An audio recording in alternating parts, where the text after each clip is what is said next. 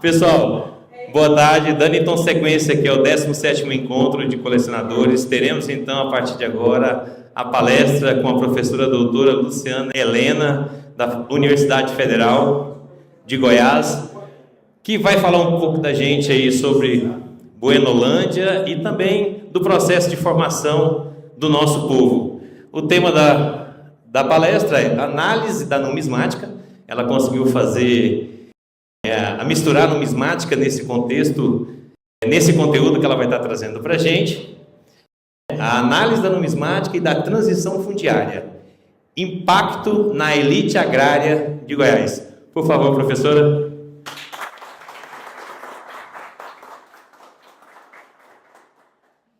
Boa tarde a todos.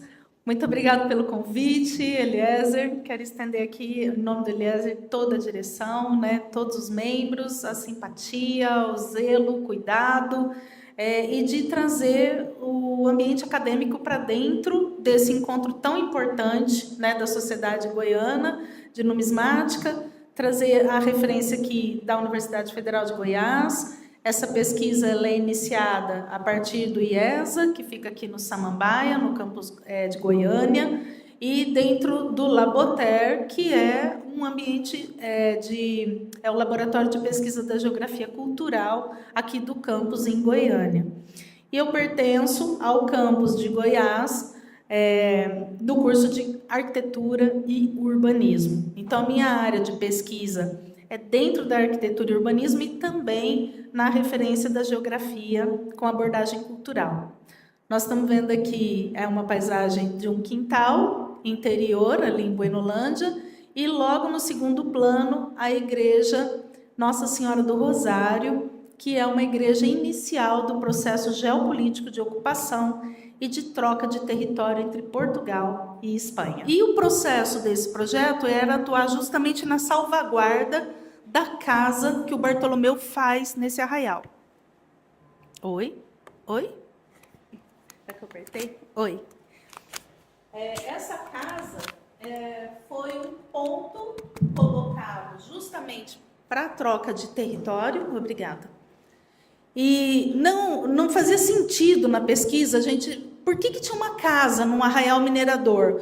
Porque as pessoas vêm, tiram o ouro e vão embora. Uma choça era mais do que suficiente. Uma casa demora. Você tem que fazer o adobe, você tem que tirar a madeira, demora muito.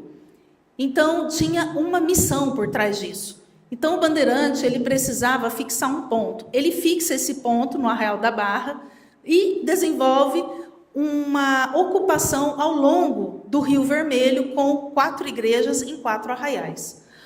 A comunidade integra, junto com a universidade, o poder público e fortalece, criando a associação das mulheres na comunidade, uma comunidade extremamente patriarcal, machista, difícil de ter o protagonismo feminino. E elas vêm à frente, elas saem desse quintal, que é o cenário delas de 300 anos, as mulheres indígenas, elas são colocadas dentro de práticas cotidianas domésticas e elas saem do extrativismo. Então, esse processo vai gerar um impacto muito grande nas mulheres. E nós temos uma representação forte em Buenolândia, que são as mulheres aroeira, que elas estão lá até hoje. Então, as principais ações desse projeto foi um inventário de acervo de peças, que essa tecelagem que vocês estão vendo, ela é manual, é feita pelas mulheres de lá. O livro, criação da Associação dos Moradores, a criação do Museu da Ruralidade e uma coisa que a comunidade queria era pôr nome nas ruas. Então, Buenolândia é um distrito, hoje ela tem em torno de 60 casas, a praça onde é o quadrilátero, né? E eles queriam colocar o nome nas ruas. Então, envolveu docente, estudante, parceiros. Nós envolvemos 3.000 pessoas em 9 anos. Esse é o compêndio desse primeiro projeto. Pode passar, por favor? O segundo projeto, ele é um projeto de iniciação científica. Aqui a gente tem o Honório Dias da Silva. Ele é um bisavô de uma das pessoas que é uma mulher aroeira, que é a Clarice. E esse senhor negro, ele teve um processo muito importante, porque ele cantava e ele produzia paisagens sonoras. Essas paisagens da merenda, da hora da roça, de barrotear a casa, então tinha uma sonoridade essa região sertaneja. São 100 anos de pesquisa que a gente faz a partir do cartório de Buenolândia. Então nós entramos nesse acervo de 1850 e nesse acervo a gente começa a fazer uma comparação. Antes dele, nós tínhamos o quê? Os livros paroquiais. Então, Goiás tem uma riqueza muito grande que são acervos, né? O livro paroquial, esse no caso, que é o livro da criação da freguesia, era o livro onde constava onde as pessoas estavam morando e eram os dizimistas da igreja. Com isso, a igreja informava a Portugal quantas pessoas tinham naquele território a partir do Conselho Ultramarino. E o Conselho Ultramarino, pelo rei de Portugal, mandava dinheiro para essa paróquia, que é aquela igreja que a gente vê no quintal. Então, essa referência paroquial tem uma referência muito importante, muito antes dos registros cartoriais, porque ela é de 1857, e os registros cartoriais eles vão acontecer só depois disso. Então, nas referências de história, geografia, a memória social, como eram tratadas as mulheres, as crianças, obituários, nascimentos, casamentos, tem muito do perfil sociológico, antropológico, histórico e geográfico nesses registros. Então, como resultado dessa pesquisa, que ela está em andamento, ela termina em 2028, retirar a Buenolândia da invisibilidade. Essa invisibilidade histórica e fortalecer a cultura goiana. Pode passar? Esse senhor a gente recuperou no IA, porque a foto dele estava muito ruim, mas aí depois ficou muito boa.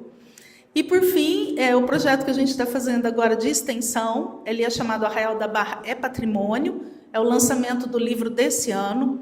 Os 2 livros foram feitos a partir de editais, e aí aqui eu quero ressaltar a importância da sociedade goiana de ter essa preocupação cultural, já que nós estamos aqui como docentes, de ter editais, ou de intercâmbio, ou de catalogação, ou fazer a referência da parceria, né, como pareceristas desses artigos, enfim, tem uns 100 números de coisas que a gente pode fazer.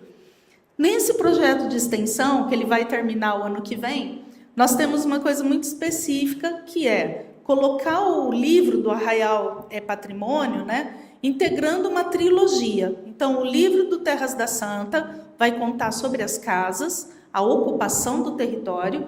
O Arraial da Barra é Patrimônio, ele vai contar a história da associação de moradores. E, por fim, nós vamos ter o 3º livro, que vai falar sobre as mulheres aroeiro. Então, nesse projeto de extensão, foi montado o Museu da Ruralidade. Esse museu está dentro da área rural, né, da cidade de Goiás. Capacita guardiões, que são pessoas da cidade, do rural, para guardar o que é patrimônio para eles. E também a referência de trazer para dentro do debate os jovens.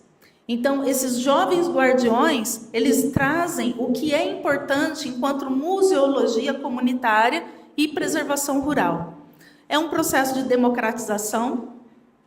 Vai ser colocado também, são 30 vagas abertas para uma residência em arquitetura de patrimônio cultural. Isso dentro da universidade na cidade de Goiás. E dentro do Museu da Ruralidade, que nós estamos em parceria com o CAL Goiás, o IFAM e a EFAGO, que é a Escola Família Agrícola. Nós temos 3 EFAs no estado de Goiás. Então, o museu está dentro dessa EFAGO lá no rural, né, da nossa cidade de Goiás.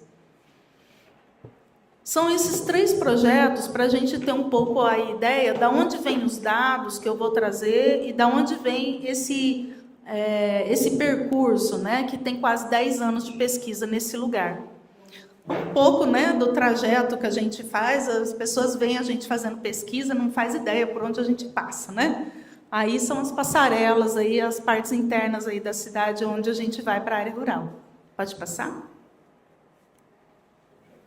Então, qual que é a conexão dessa pesquisa com a numismática, né? Primeiro, que a gente está falando de território e memória, ela relaciona patrimônio e formação territorial dos antigos arraiais mineradores, que vem nessa cédula comemorativa de vocês, trazendo a referência da formação socioespacial. Essa cédula ela tem uma vocação importante, que é a de registrar esses 300 anos ainda com essa referência, né?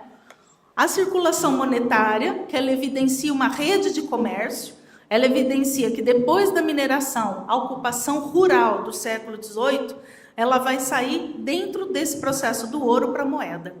Então, o que nós temos como fontes históricas, cartórios, genealogias, os casarões, né, revelam essa circulação de riqueza que a numismática estuda e trabalha. Principalmente naquela sala ali, e agora aqui conectando com ciência, né? E da cultura material, que fala da conexão da moeda como memória social. É muito importante entender dessa preservação da cultura goiana, porque a cédula circula. É um dos únicos documentos que passa de mão em mão, a moeda, né? Então, essas referências da cultura material, quem está estampada, que cores eu estou usando, quais são os animais, qual é a biota que aparece. Então, é importante isso nessa conexão. Pode passar? Para nós entendermos um pouco mais, essa aqui é a casa do Bartolomeu, lá em Buenolândia, e essa aqui é a casa do Bartolomeu pai, em Santana do Parnaíba, em São Paulo. Então, existe uma conexão de 1.058 quilômetros que eles faziam a pé, e levavam 6 meses para fazer esse trajeto. Essa casa ela foi demolida em 2009, e essa casa aqui ela virou o Museu Histórico e Pedagógico, Casa de Bartolomeu, quase de Anhanguera, né, em São Paulo. Então, como cada estado trata, como cada lugar trata e como cada comunidade trata o seu patrimônio. É importante falarmos isso porque nós estamos falando de um marco geopolítico, né? A referência da troca de territórios, pode passar, por favor? E como que a gente pode expandir? Então, Buenolândia está aqui, dentro de Goiás. A ligação de Buenolândia direto com o Rio de Janeiro, por conta da Igreja Católica, e a ligação de Buenolândia com São Paulo, a partir da Coroa, né? E essa ligação, além mar, com a Espanha e Portugal. Então, esses 300 anos de expedição que nós estamos tratando nesse momento, faz uma ligação direta desse museu em Santana do Parnaíba, que é o Museu Casa de Anhanguera, com o Museu da Colônia de Sacramento, no Uruguai, onde foi trocado os territórios, o Museu das Missões em Sant'Angelo, no Rio Grande do Sul, o Arquivo Histórico Ultramarino em Lisboa e o Museu das Índias em Sevilha, na Espanha. Nós podemos fazer essa comunicação e esse intercâmbio. Então, essa sociedade poderia, sim, agilizar esse processo científico. Pode passar? Aqui, um pouco para a gente entender sobre as relações de casa-sede de poder e por onde circula essa referência numismática, né? Então, no Arraial Minerador, eu tenho a Casa Sertaneja, que é esse casarão que foi demolido em Buenolândia, como uma referência inicial do marco de 1726. Logo depois, as decisões e casa-sede de poder migram para uma vila colonial, que é a cidade de Goiás. Nós temos a Casa Chata, né, ou a Casa Barroca, é o Palácio Conde dos Arcos, quem já foi até Vila Boa conhece, 1751.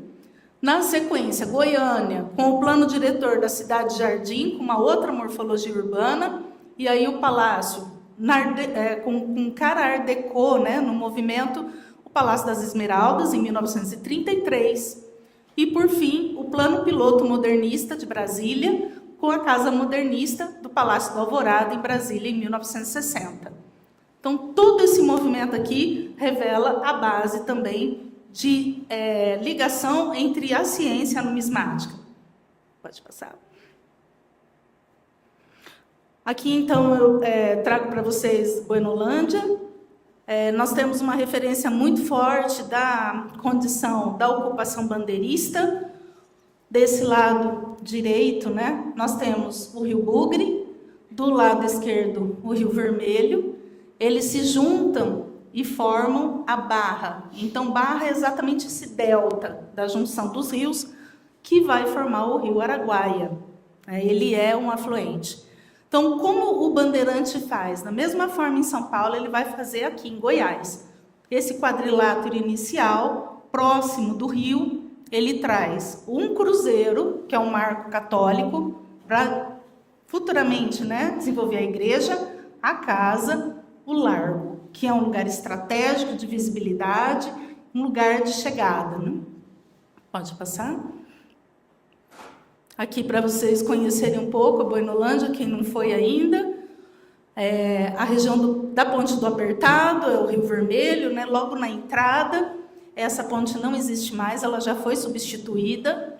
Aqui na Passarela do Val, sobre o Rio Vermelho, também é um lugar que já foi totalmente revigorado, esse se manteve. E aqui a ponte sobre o Rio Bugre, dentro da área do quadrilátero histórico. Pode passar? Então, o que o bandeirante fez? O professor Paulo Bertrand esteve no Museu Ultramarino e trouxe essa imagem quando ele fez a publicação do livro Notícias Gerais da Capitania de Goiás, em 1782. Isso aqui é o Rio Vermelho, pelo mapa a partir do caminhante.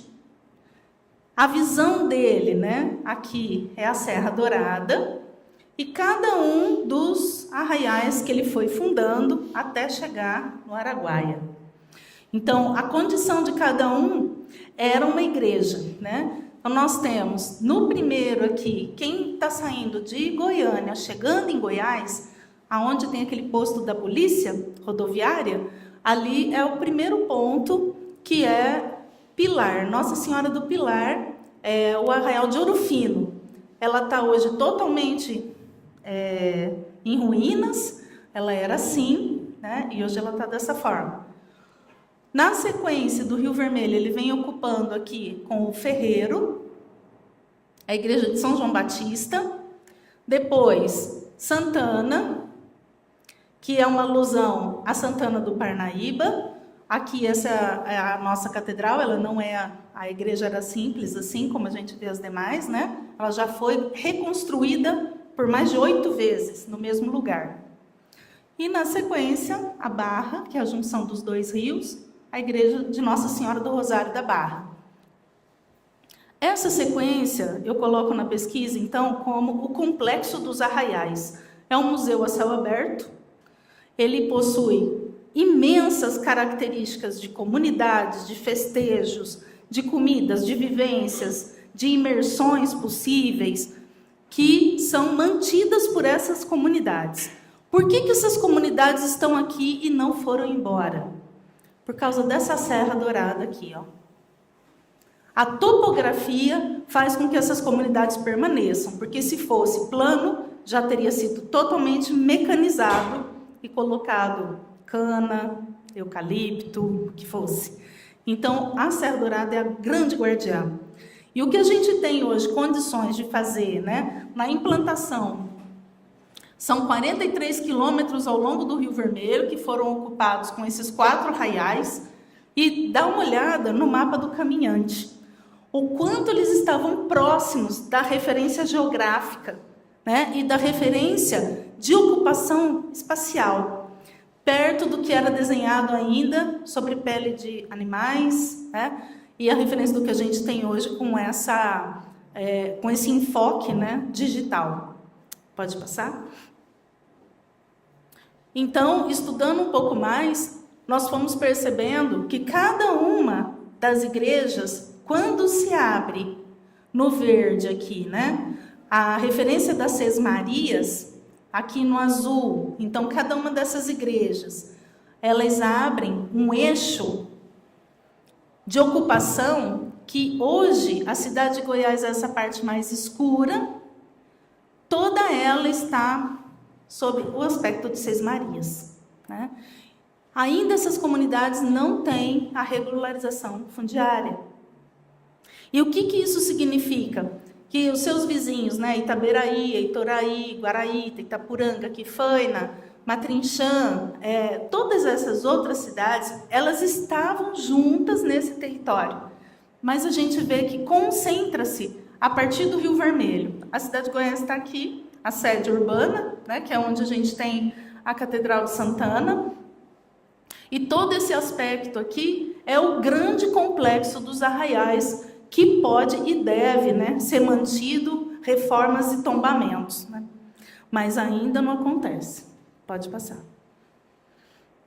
Então, entrando um pouco no aspecto dos cartórios, essa documentação é a primeira que vai falar sobre essa exploração de poder e de riqueza dentro do aspecto da Barra, né, através da propriedade. Até então, o que nós tínhamos eram os padres, que aqui é o caso do padre Brás da Costa de Oliveira, que ele vai fazer em 1857 um primeiro registro do livro paroquial. São mais ou menos umas 35 paroquiais ou dizimistas que viviam naquele território e que ele informa ao rei de Portugal. Pode passar? Em 1850, nós vamos ter a desvinculação de arraial e vai ser criada a freguesia. A freguesia ela já entra dentro de um parâmetro de lei, ela é colocada a partir da Assembleia Legislativa, a partir de um tomo, e essa lei goiana desanexa a capela do Arraial da Barra, da paróquia de Santana.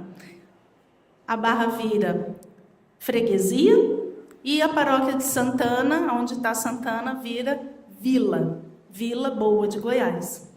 Então, esses documentos, eles reorganizam a questão administrativa, sociopolítica e econômica de todo esse aspecto de Goiás. Pode passar? Então, para a gente entender um pouquinho, do ciclo do ouro, em 1726, eu tenho a capitania de São Paulo ainda nesse território. Nós não somos... não é Goiás, né? Ainda somos parte da capitania de São Paulo. Deixa de ser capitania de São Paulo em 1744, quando ela se torna capitania de Goiás. Então, falando de tratados ainda, né? Em 1850, D. Pedro, ele vai organizar a partir do segundo reinado, né? A condição da freguesia. Então, entra nesse aspecto aqui os cartórios. E sai do aspecto da referência da igreja. Em 1889, a proclamação da República, a gente ainda tem a freguesia, e somente em 1938, com Getúlio Vargas, é que ela vira Buenolândia.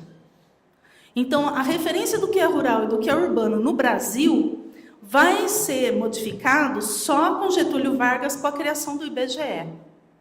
Até então, nós somos ainda uma freguesia na Barra. Pode passar? Então, nós estamos falando de fregueses.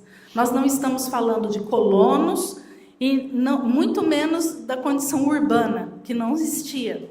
Nós estamos falando de fregueses. Essa transição da riqueza do Arraial da Barra para a freguesia tem alguns impactos. Né? Então, eu trago para vocês um documento que é inédito, é o documento do tomo da criação da freguesia, de Nossa Senhora do Rosário da Barra. Esse documento ele está dentro da parte histórica, né, do acervo da Diocese de Goiás. Então, tem algumas mudanças na referência dos ativos no sertão goiano. Primeiro que a propriedade privada, né, substitui a posse direta como símbolo do poder da elite agrária e entra no segundo reinado. Essa referência aqui, ela vai causar um impacto direto, que é a exclusão da população indígena.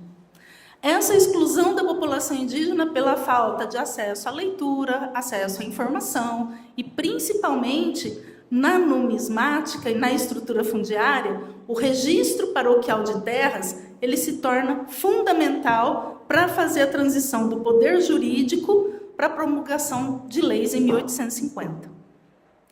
Nesse impacto da lei de terras, a nova legislação transforma a aquisição de terra em processo burocrático. Quem vai ter acesso a isso aqui? E não tem até hoje. Né? Então, vamos tocar. É um pouco para a gente entender da referência da questão agrária, né?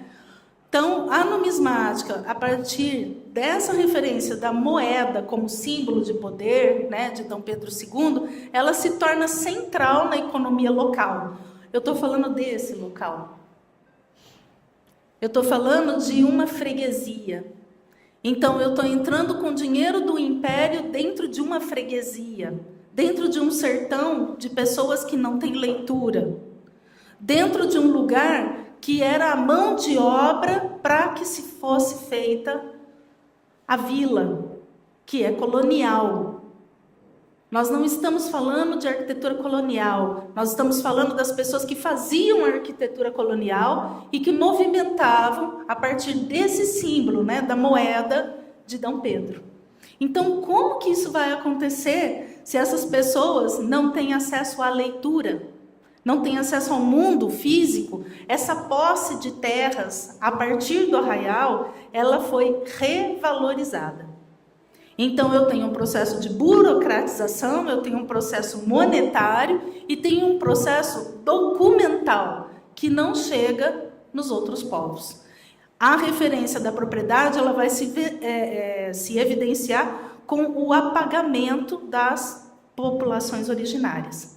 A população originária, ela não vai ter condição, e esse é o desaparecimento, então, da cultura indígena. No primeiro, eles são escravizados e depois eles são totalmente apagados, porque eles não têm acesso a esse mundo. Pode passar?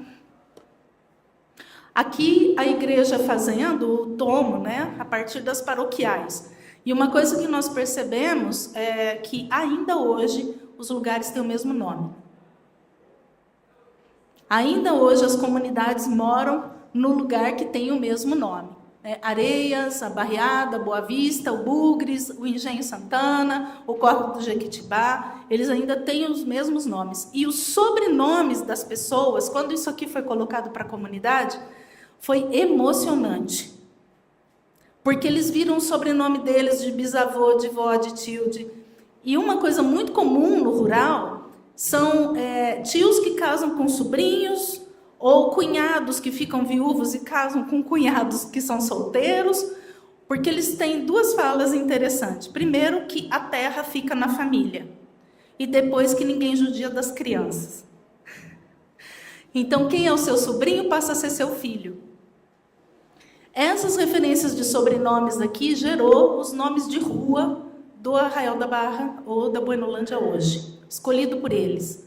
Foi a primeira vez que eles tiveram o nome de terra associado ao seu nome. E hoje eles recebem as contas de energia com o nome do seu bisavô. Então foi um processo assim, nós trabalhamos nessa comunidade mais de 14 projetos de extensão com comunidade e os alunos, né? Vindo desse material aqui de 1857. Pode passar? Então, na análise histórica da economia goiana, fazendo uma análise sobre burocracia e economia, essa burocracia instaurada pela lei de terras, ela modifica essa dinâmica socioeconômica, a dinâmica espacial, ela foca na documentação e não na extração de metais. Acabou o ciclo do ouro para esse pessoal aqui. A partir de agora, eles vão vincular moedas e notas, né? A influência da numismática na cultura local. O estudo da circulação monetária revela a importância da numismática na construção da identidade econômica do lugar. Então, você se identifica por onde você mora a partir do dinheiro que circula. E aquilo torna-se um símbolo, uma identidade, um pertencimento. Quando essas pessoas param de mexer com moedas e começam a mexer com notas, isso vai ser difícil. Muito difícil, porque a nota, ela embolora, ela molha, ela acaba, e quem que vai dar valor para um papel? Sendo que eu tinha até então na mão pepita, eu tinha na mão até então moedas. Como que a gente vai falar sobre a referência de burocracia e economia, sendo que a gente não fala de cultura? Não tem como. Tá? Então, essa influência da numismática na cultura, o estudo da circulação monetária vai falar da identidade e vai exigir mudanças socioeconômicas. Nesses espaços, o estudo vai mostrar que a elite agrária troca o garimpo pela documentação formal. Então, a partir de agora, eu tenho títulos de terra. Mas quem tem? Então, as pessoas que estavam naquele lugar já há séculos, elas começam a ser retiradas e reorganizadas para que essas que leem tomem posse, porque até então eles são colocados como posse mansa e pacífica. Quem é manso? O cachorro é manso, né? O gato é manso, pessoas mansas. Então, essa referência é sempre muito pejorativa, ligado aos povos originários, né? E a aristocracia sertaneja, quer dizer, esse novo rico, né, que aparece a partir dessa leitura, desse controle, ele não é dali. Ele é de fora e ele fica, né? Ele permanece, ele constrói, ele se consolida com a troca do ouro pela propriedade escrita. Então, agora ele tem uma posse que ele, além de alterar a referência burocrática, documental, ele altera também a paisagem social. Pode passar? Então, na transição da riqueza, da análise da numismática, né, da transição fundiária de Goiás, nós temos algumas coisas assim, é chocante, né? A moeda como símbolo, 90%. Então, a moeda assume papel de poder e legitimação social, além da função econômica. O que até então era escambo, era troca. Mulheres eram bem de troca. Eu tenho uma mulher virgem, vamos trocar aqui pelo cavalo. E isso é uma referência da cultura indígena, que vai repercutir aqui. Agora, a moeda vai tomar conta dessa cultura em 90%. Quem vai ficar de fora? Na lei de terras, 85%, é central a formalização da propriedade e concentração fundiária. Então, cada vez mais esses povos vão ficando de lado. Esse gráfico, ele demonstra para nós, então, tanto essa referência dos ativos, os impactos da lei de terra, a moeda como símbolo, a burocracia do século XIX e a nova elite agrária. Essas referências de paisagem social que vai mudar o que é Goiás e transformar conjuntamente, né, a terra em instrumento central de poder e concentração do que é o sertão goiano. Então, a elite agrária, que é uma nova elite, né, elas amplia em 80% esse fortalecimento das elites rurais, circulação monetária, controle de terra, burocracia imperial amplia em 75%, nos registros e documentações que legitimam, saindo da igreja, indo para os cartórios, e a mudança dos ativos em 70%, a transição do ouro e da mineração para a terra como principal riqueza e poder. Pode passar? Isso a gente falando dessas pessoas aqui. Eles vão ficar de fora. São os fregueses, né? Então, esse impacto da numismática também é importante quando a gente fala da propriedade rural e quando falamos dessa hierarquia social de fregueses. Eu conheci a maioria deles, eles já morreram na pesquisa, né? Aqui é só ela que está viva. Esses daqui foram os últimos a morrer agora, foi o seu Pedro. Aqui são os pais do Brasil, Zilda, né? E aqui é a folha de abertura do cartório, que eles têm então, são 3 livros, né? Casamento, nascimento e obituário. Mas algumas coisas que é muito impressionante de ver, assim, por exemplo, as mulheres não têm sobrenomes, né? Quando a mulher faz a pesquisa. E alguns filhos, quando vem o homem para fazer os registros, no livro de nascimento, às vezes já põe as mortes também.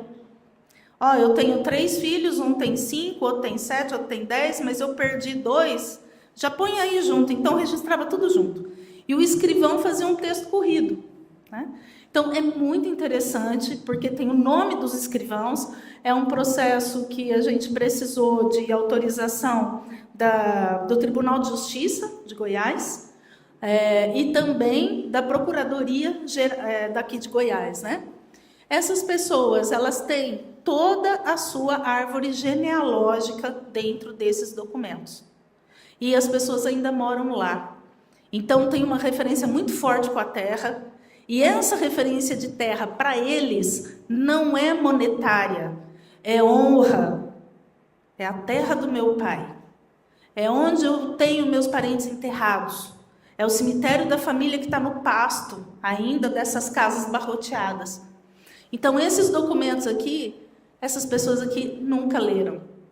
Quando a pesquisa levou isso para dentro do distrito, foi muito emocionante. Nós temos uma escola, que é a Escola Terezinha de Jesus Rocha, e esses documentos, a hora que chegaram até essas famílias, encontraram ali linhagens, né? Nossa, é minha tia, mas casou com meu pai, que era o primo dela, que era sobrinha, e aí essas histórias enroladas. A gente fez uma árvore genealógica para não fazer mais nenhuma, de tão enrolado que é. Porque a gente vai vendo que as famílias entram dentro delas mesmas, né? Pode passar? Então, a influência da moeda de prata no sertão, o uso dessas moedas de prata, especialmente aqui na Barra, representou um novo paradigma de riqueza. A moeda traz um poder de riqueza. Quem possui aquela moeda, né, às vezes nem gasta, guarda, né? Ela quer transformar aquilo para substituição do ouro. E essa substituição muda a dinâmica de posse.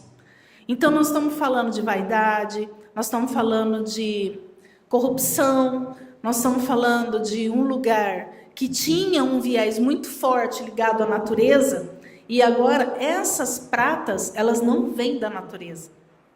Então, o domínio está na mão de outras pessoas, e principalmente de pessoas que leem, que têm acesso, que vão à capital, que vai a São Paulo, que vai ao Rio de Janeiro, que vai a Minas, que vai à Bahia, que são os itinerários ligados a Goiás.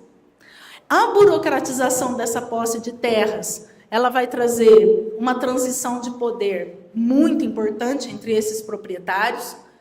A referência do mil-réis como unidade de conta, né? Estabilizando o mil-réis, consolida um novo sistema econômico em Goiás, porque reflete essa mudança do modelo baseado no garimpo e nos títulos. E a elite agrária que começa a surgir, diferente da caneta dos clérigos, que até então quem fazia esse controle era a igreja, agora é o cartório. Pode passar? Isso dentro ainda do Brasil imperial, né? Então, o apagamento jurídico das populações indígenas, a transição do ouro para a propriedade formal, a importância da lei de terras no Brasil como um marco fundamental, sem dúvida, né?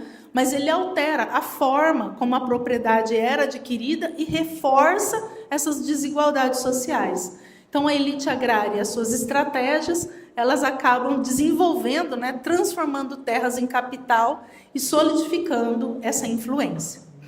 Pode passar? Aqui para vocês verem um pouquinho, né, sobre essa igreja e as práticas culturais ainda das cavalgadas, né? Não sei se dá para ver aqui, tem um homem em cima do cavalo, de pé. Eles têm um domínio e uma referência muito próxima, né? Tem alguns autores que vai chamar isso de profetamento dos bichos. Então, o cavalo, quando tesoura as orelhas, ele está avisando que tem algum perigo, uma assombração, alguma coisa, mas esse homem sabe ler esse sinal, porque ele tem a ver com todo esse repertório, né?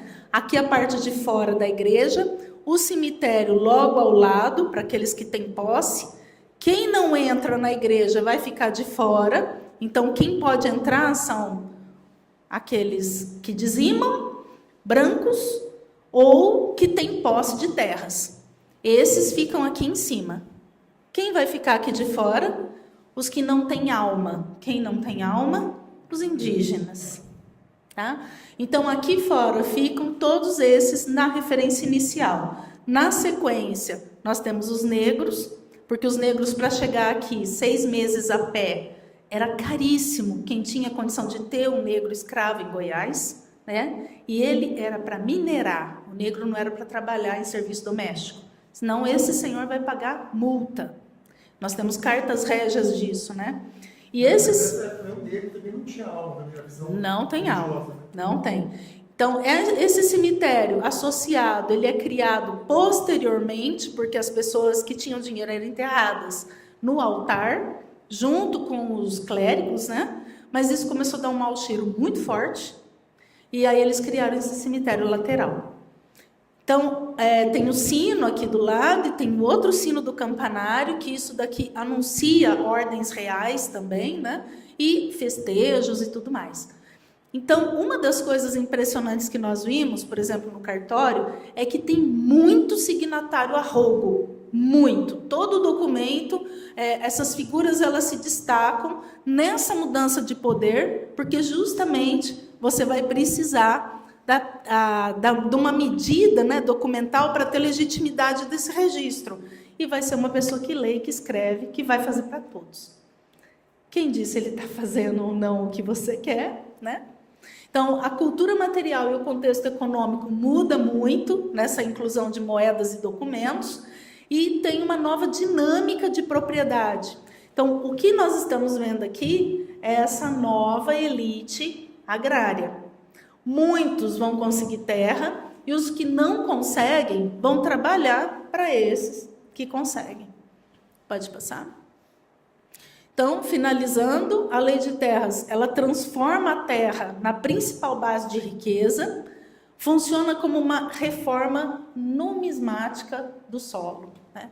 O eixo econômico, ele se desloca do ouro e da posse tradicional para a legitimação documental de propriedade, primeiro da igreja e depois dos cartórios.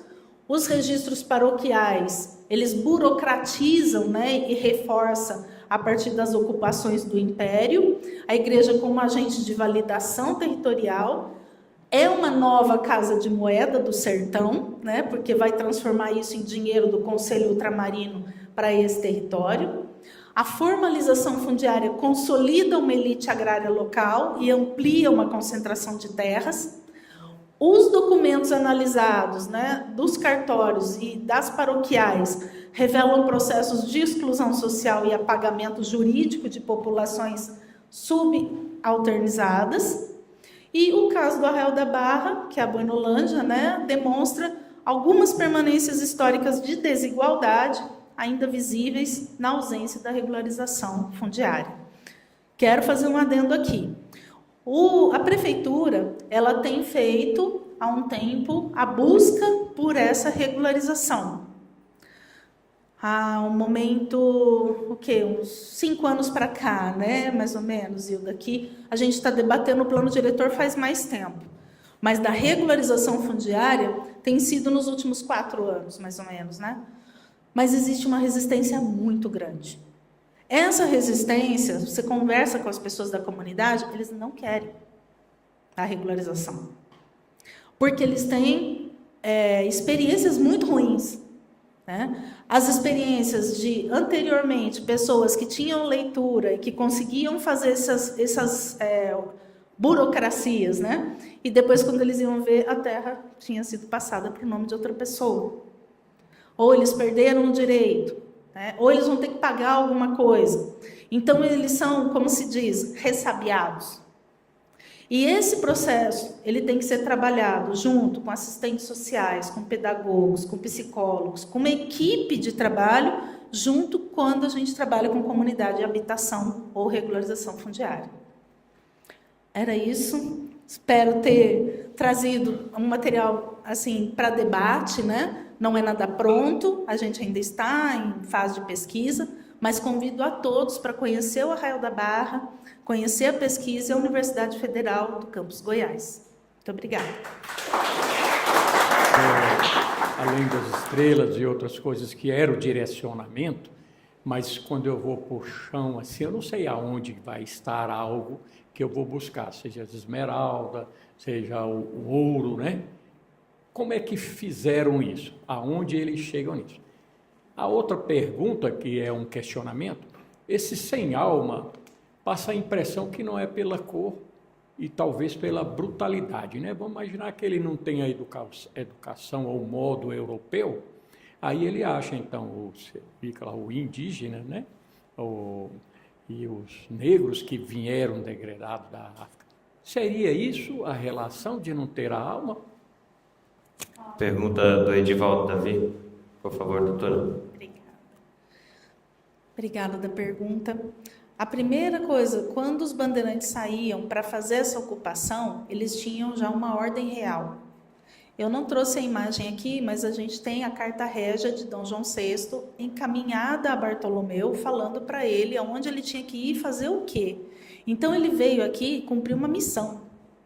Essa missão do Bartolomeu é aquela da pessoa que tem contato com o indígena, ele é um mateiro, ele consegue andar descalço, sobreviver dentro desse sertão, andando 6 meses num lugar inóspito. Os dragões da coroa não fariam isso. Então hoje a gente pode chamar, no nosso mundo, vamos dizer assim, os bandeirantes como os milicianos. Eles são aqueles contratados pelo poder para fazer um serviço que o poder não faz, mas que vai me dar poder. Então, os dragões da coroa não fazem isso, mas ele faz. Ele faz a partir do quê? De uma formalidade, de uma carta do rei. Então, ele recebe os pedágios dos rios como recurso. Então, ele não chega aqui duro, né? Ele chega aqui já com uma promessa. E ele tem sesmarias. Então, Bartolomeu, ele chega aqui como Capitão Mor. O Capitão Mor, ele já tem um lugar que ele tem que ocupar para fazer a troca de território com Dom Fernando. Dom João VI vai trocar a Espanha, o território de Sacramento, com Dom Fernando. Então, se nós formos hoje ao Uruguai, nós vamos ver que tem um Museu de Portugal. Mas que sentido que faz um Museu de Portugal dentro do Uruguai? Você atravessa o Mar del Plata, você está em Buenos Aires. Como assim? Porque ali era um território português. Né? Então, ele tinha, assim, direcionamento. A gente precisa sair um pouco do lugar de fala lá dos livros da 5ª série, que fala, né, que o bandeirante era um herói. Não, ele não era um herói. Ele era um miliciano. Então, a referência é essa. Eles não tinham mapa. Quem desenhou os mapas para os reis são os jesuítas e os bandeirantes. E o melhor presente para um rei era um mapa. Então, eles tinham essa função. A segunda pergunta... Sobre não ter alma. Isso.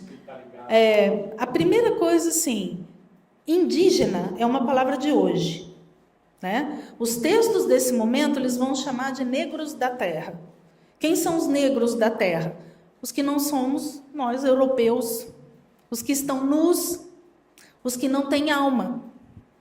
Eles são diferentes de nós.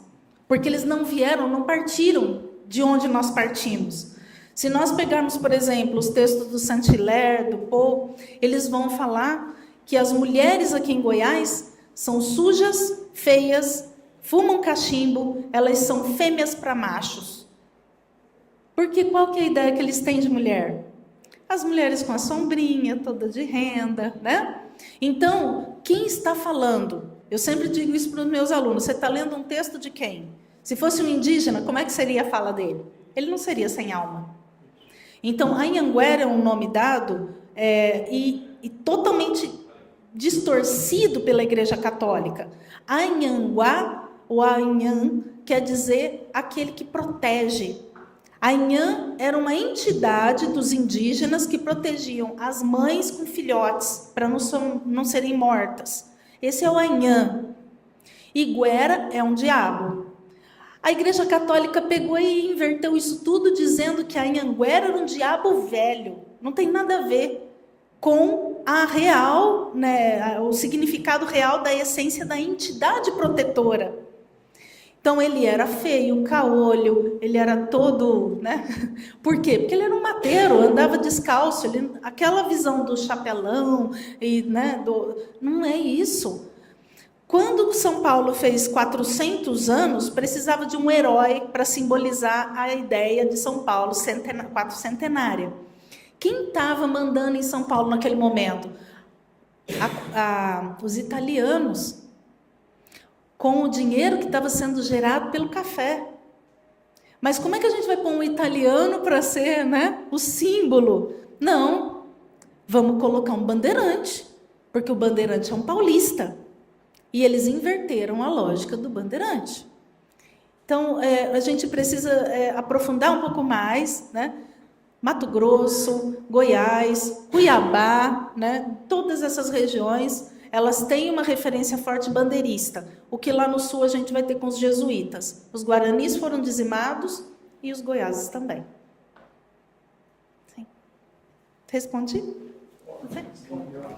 A discussão é ampla. Maurício Nardini, agora uma pergunta. Professora, o que eu percebi da sua palestra é que, ao mesmo tempo em que a Serra Dourada foi um impeditivo, que foi uma justificativa para a gente mudar a capital, exatamente o fato da topografia. A Serra Dourada, ela acabou sendo um empecilho para o, entre aspas, progresso, por isso a mudança da capital para um lugar como nós estamos vivendo hoje. Isso aqui tudo plano, tudo muito bonito. Quase foi Silvânia, que é melhor ainda do que aqui, né? Mas, em matéria de topografia. Mas, nesse ponto, eu acho interessante o fato de que a conclusão que eu tirei é que a própria Serra Dourada, a geografia da Serra Dourada é que acabou preservando essas populações que estão aí. E a pergunta é, esses fregueses vieram da onde? Primeira pergunta. Porque se eles vieram, a elite agrária não se formou a partir de alguns desses fregueses que chegaram lá? Essa é a primeira pergunta. E a segunda pergunta, a gente viu toda essa história contada a partir do litoral para nós. E atrás desses fregueses, o que tinha antes do Tratado de Madrid? Que eu acho que é uma coisa interessante da gente ver.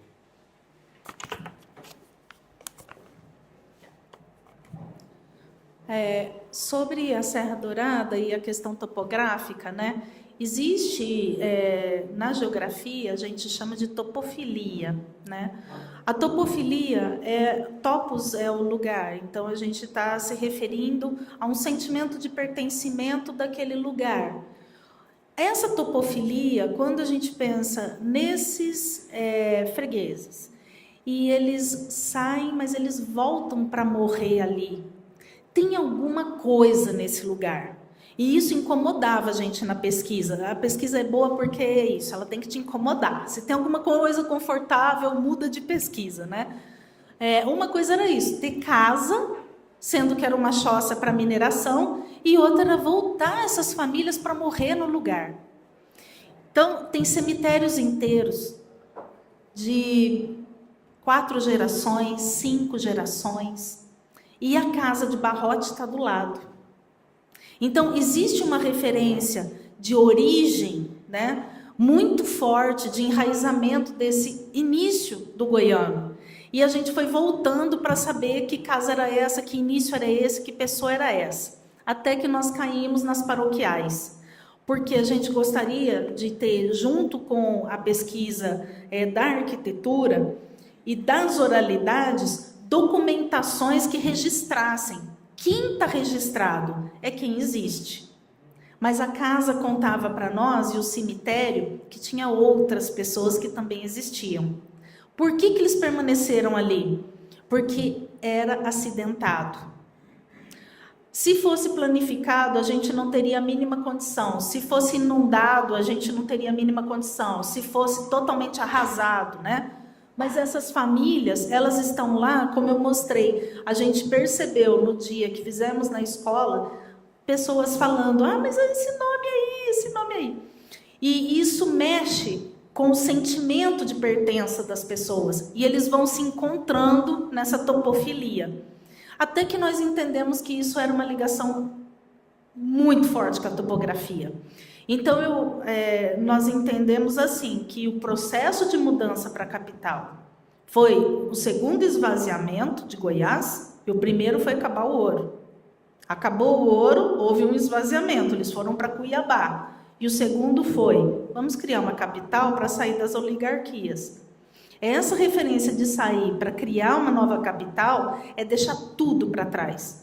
Então, quando eu trago aqueles 4 aspectos dos palácios, casa-sede de poder, é justamente isso. Eu tenho que sair daquele processo antigo, daquele processo que não me representa mais, para trazer o novo. Quem ficou lá? Quem não veio? são essas pessoas que têm a raiz ligada, porque o meu pai está enterrado ali, a referência minha com a terra de honra. Então, você pode falar de regularização, você pode falar do que você quiser. Essas famílias, elas têm uma ligação de pertencimento, identidade, ancestralidade, que vale muito mais do que qualquer papel. Quando você vai conversar com essas comunidades e eles começam a falar sobre a minha mãe benzia, mas a minha avó era parteira, ela sabe o nome de todo mundo aqui, porque ela é madrinha de todo mundo. O meu avô, ele cantava, e aí apareceu o Honório. O Honório Dias da Silva, ele veio para nós dentro de um processo desse de pertencimento, mas quando nós fomos entender quem era um negro, autodidata, que fez mais de 15 músicas autorais que contam o que é a paisagem do sertão das Minas dos Goiáses. Ele é um freguês. Fala muito mais para nós do que qualquer documento desse do cartório.